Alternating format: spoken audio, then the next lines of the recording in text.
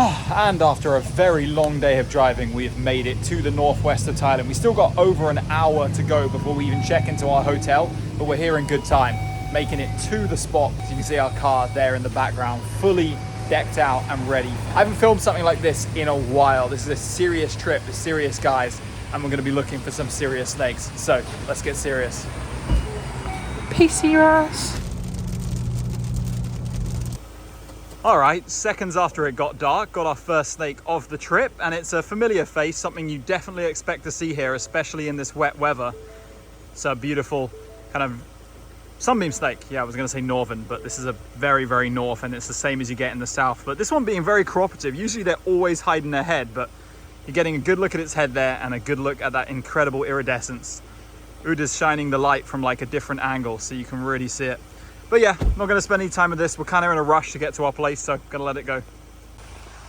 Still pretty much heavy rain, but just got our first snake up at the proper spot, and it's this Trimerosaurus goi. You can tell by that red striped tail, along with the kind of yellowish lower side of the head, and that bright red eye.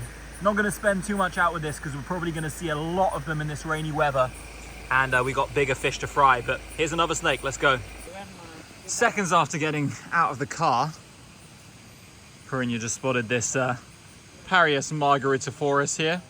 Hasn't really realized that it's been picked up yet. Just chilling here in the bushes. This is our third snake in quick succession, actually 4, including one that slipped off the road. So that's always a good sign, but this species is super common, especially when it's raining. So see ya.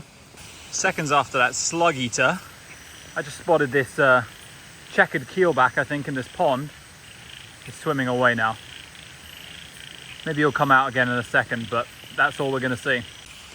And within seconds, that's species number 5 of the night. There's a Pope's Pit Viper in there. We're gonna see more of these, so I won't get close, but that's just millimeters away from that pond. Here's a little Certodactylus that is very common around here. Extremely common, in fact, this one. All over these streams. Certodactylus CF amphipatreus, tack bent-toed gecko. All right, here's the first Pope's that was actually within like touching distance. I just disturbed this one along these rocks here. It's a female. You see no red stripe on the side, no red and white stripe beneath the eye. Kind of faint banding on the body, and that banded tail, unlike the goi we saw earlier. I'm gonna let her scoot off straight away. Well, check that out. First good find. That's a big Wang Haoting's krait right there. Let me secure it before it disappears. Fuck, man. I got a hand on it, but it was like insanely tangled in stuff here, and I just couldn't pull it out.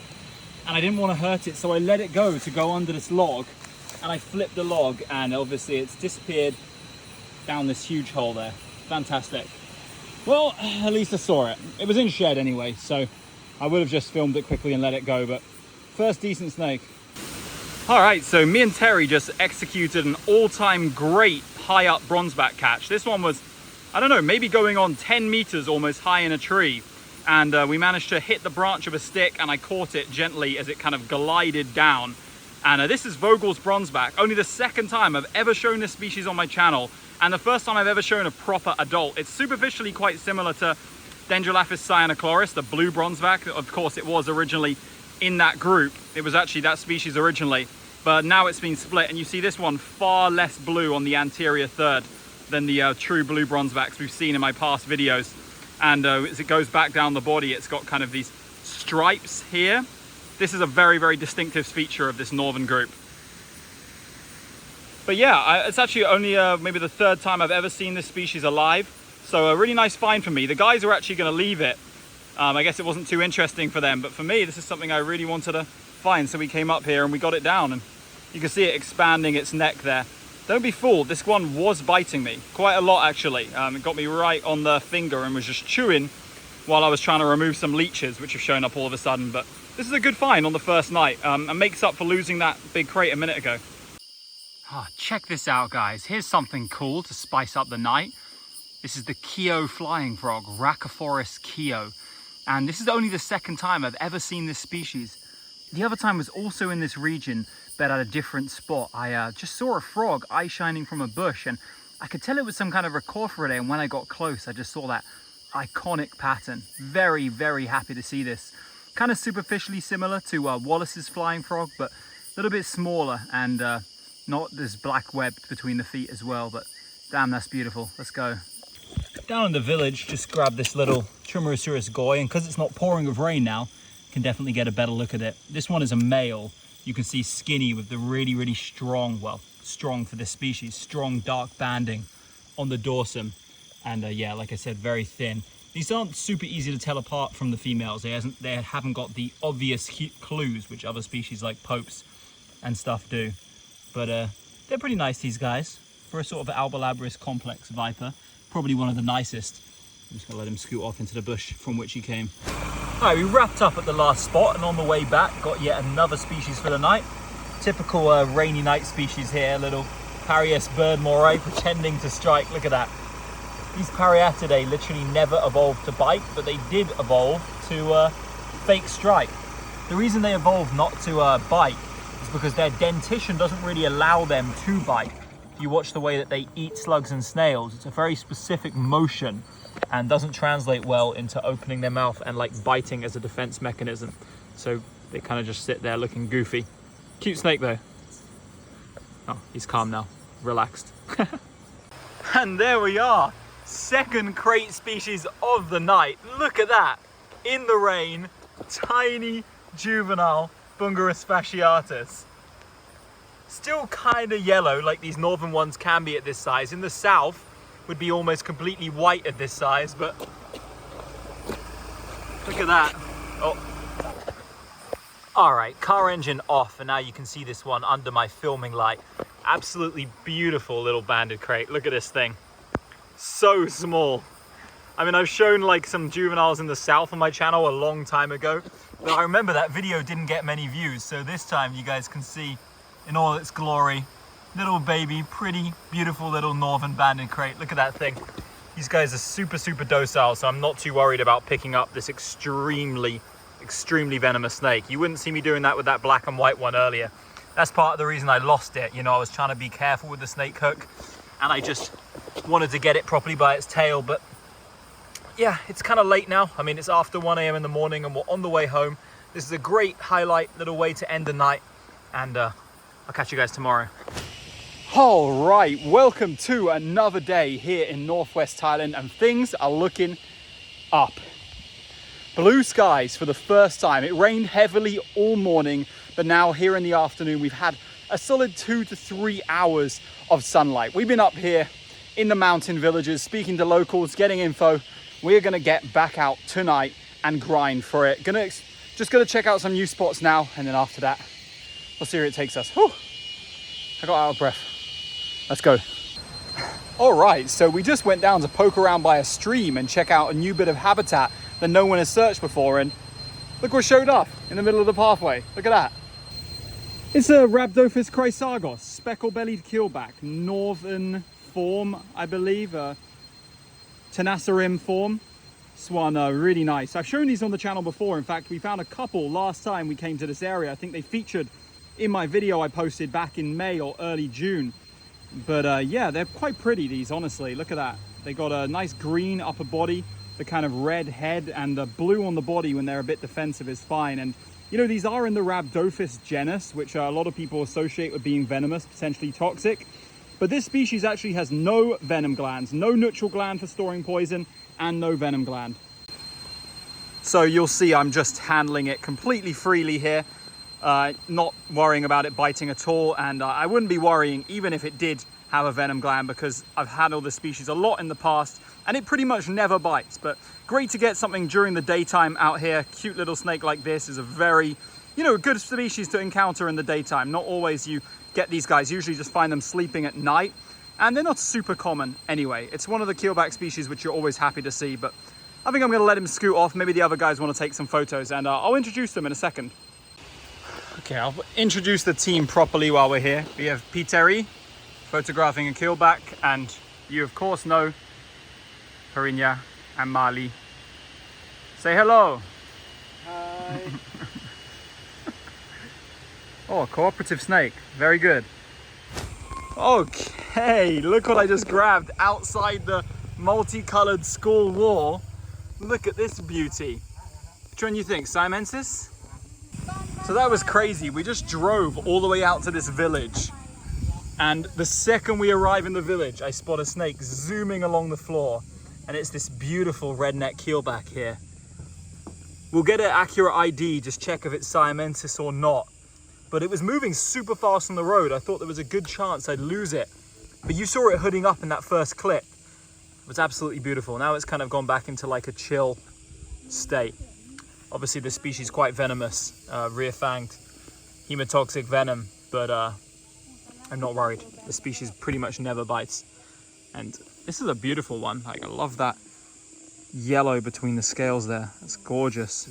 The red on the neck when it starts hooding up. Ooh.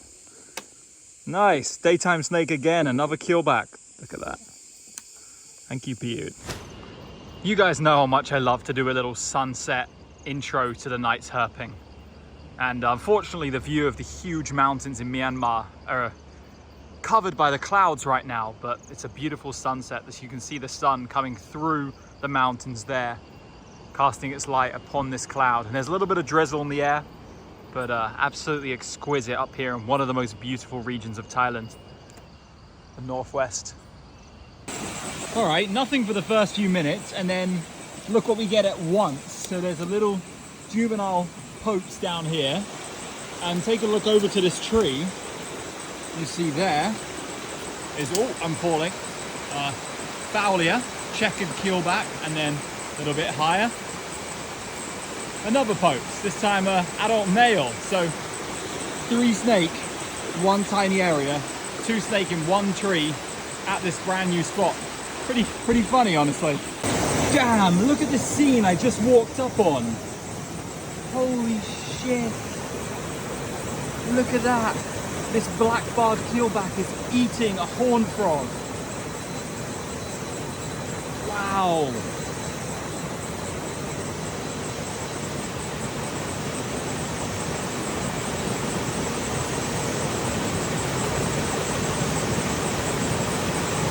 I'm just going to shut up and let it happen.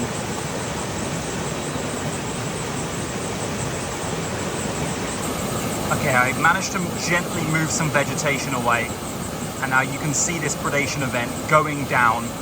You saw how the snake readjusted its grip to take the toad's hind legs in first, and now it's gonna slowly consume it. You can see the toad is making itself as big as possible. It's puffing itself up to try and make itself too big to fit in the snake's mouth, but I have a feeling that's not gonna work. It'll puncture and deflate the toad, which will then be totally consumed. What a fantastic thing to witness.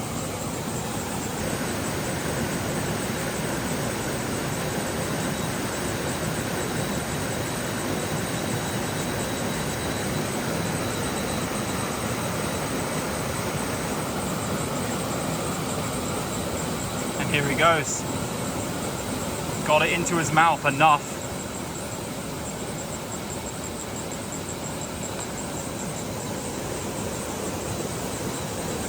All right, it's going really slow with the last like 1/5 of the frog, so I think I'm gonna get moving and let him to finish that. He got the tooth right into the eye. I don't know if you guys saw that. Really cool observation, and first time seeing the species in this particular area as well, so cool. Next snake along the stream is this lovely little mock viper, sleeping in kind of a cool place on this shoot of bamboo. Saw him from quite a distance because this one isn't too small. And it's pretty bland other than that. You know, I'm just gonna leave this one be. Absolutely no need to disturb it. Gonna grab a phone pick, keep moving ASAP. Next snake is this Pope's pit viper. Big adult male here in the bushes. Nice view of him, but gonna leave him be. All right, a second after that Pope's, I dropped down into this little valley, and in the rock crevice of that cave there, I spotted a Kukri snake, and it's this absolutely beautiful Kukri snake here. Not sure exactly what species. Let's just call it fasciolatus for now. It's certainly kind of in that northern fasciolatus group, but man, look at the like white on the body of this one. That like yellow stripes on the dorsum and those white markings. Damn, that's nice. This one only has a plain venter, which is why I am happy to say fasciolatus for now. But we'll take a close look and do some scale counts together with the guys when I bring it up and show them. But yeah, it hasn't been too bitey either. Usually these are like going crazy, like moving around with their mouth open trying to latch on. But I'm not taking any chances either, because you guys will know. Go to the video on my channel, the worst snake bite I've ever seen. That's the title of the video. And you'll see what these guys, one this size, could easily do to me. Could have me pouring buckets of blood. But yeah, nice little snake here. I've never seen a kukri snake in this area. And certainly a beautiful, large individual that I'm happy to encounter as the... All right, check this out. Some events unfolded since I last rolled. So I caught that kukri snake and the mock viper, and I lost my snake hook in the process. And as you can see, I had to improvise because we just got the biggest Wang Haoting's krait I've ever seen. I had no idea they can even get this large. Hold on, let me, like, this thing is like almost 1.5 meters. And it's so big that it's already losing its bands on its upper body. Do you see that? Fading bands. Luckily this one's quite placid, hasn't been like too much of a handful to work with.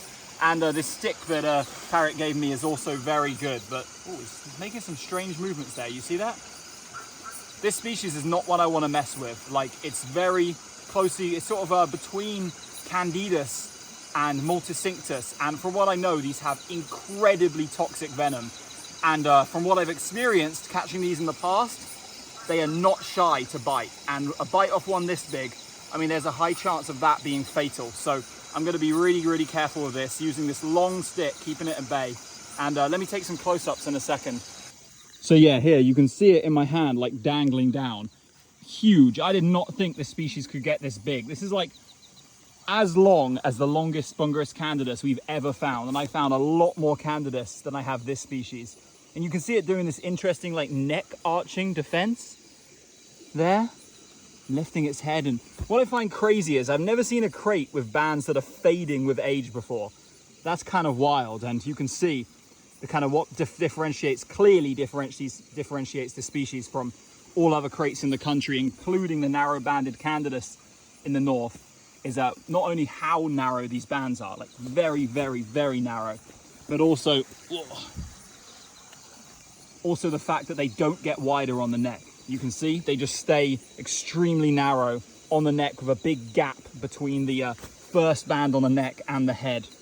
As usual, as a krait, this is very difficult to work with. It never sits still, arching its neck in some strange defensive posture. I don't think I've ever seen a krait do that before, but yeah, after losing that one yesterday, it's awesome that we came out the second night and got such an impressive one. Way more impressive than that kind of average sized adult one. Holy, look at the size of this, guys. I don't think the video has done it justice. Hopefully in the one where I was talking, you could kind of make out the size, but that's one impressive snake, and certainly one you never want to get bit by. All right, on the road, here's a little Lycodon chapaensis. First chapaensis of the trip, actually. Oh, don't bite me. Please don't bite me. This species looks so much like the krait. It's crazy, like the exact same width of bands, but a much more cylindrical body and longer tail, as well as no ridge, no dorsal ridge of enlarged scales. That's the way to tell these guys apart if you're able to get up close and close enough to notice that, at least. And there's the obligatory sunbeam to end the night. Not even going to get out the car for this one. And that's it for this video. I hope you guys enjoyed, and yes, no music in the background. I'm having some copyright issues, but make sure you check out exploreherpetology.com. The link is in the description. We have an absolutely incredible array of herping tours for next year, which you can get involved in, something exactly like what you've seen in this video. And I will be back with another video very soon. Not as soon as I would like, because I got a big tour next week, which means I'm probably gonna miss a week of uploads, but stay tuned because I'll get a certified banger up as soon as I can. Peace.